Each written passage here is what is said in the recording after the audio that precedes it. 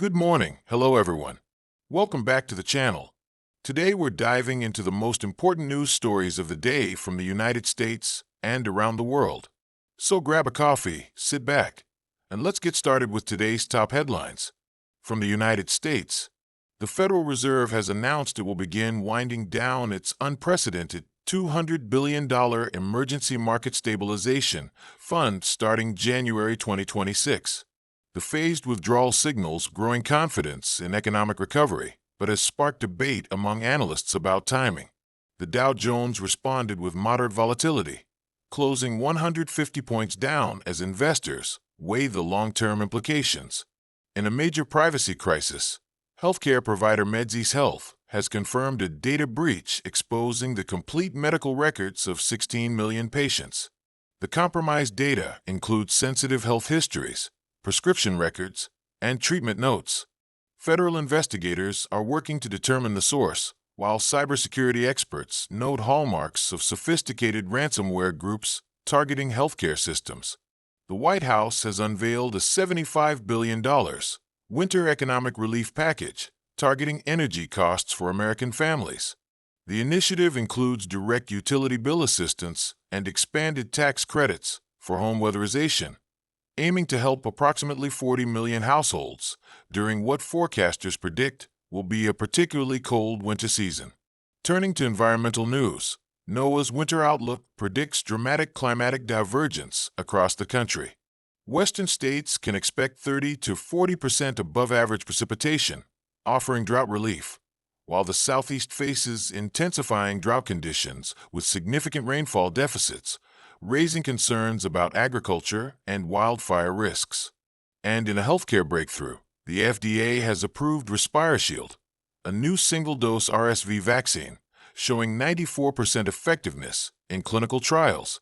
The vaccine will be immediately available for adults over 60 and high-risk individuals, potentially preventing approximately 100,000 hospitalizations annually during respiratory virus seasons.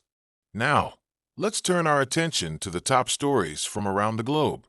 Climate negotiations have resumed in Dubai with potential breakthrough momentum.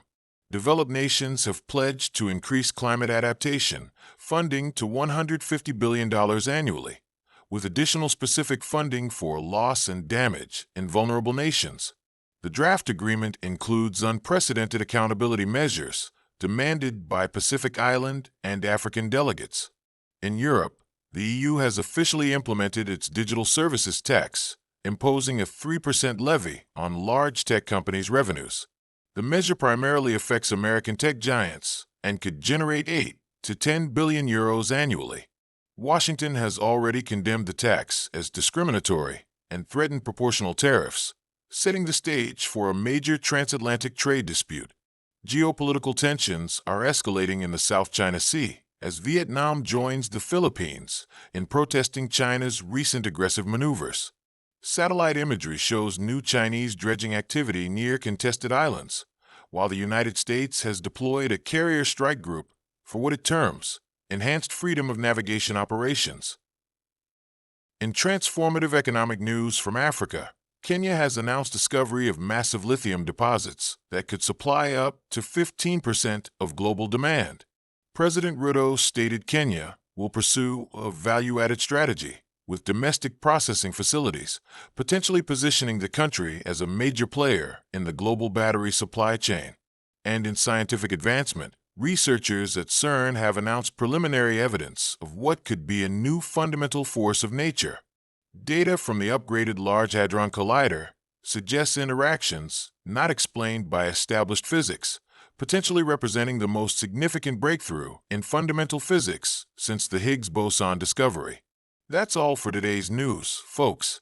Stay informed, stay safe, and don't forget to like, subscribe, and hit the notification bell so you won't miss our next update. See you tomorrow for another round of important news.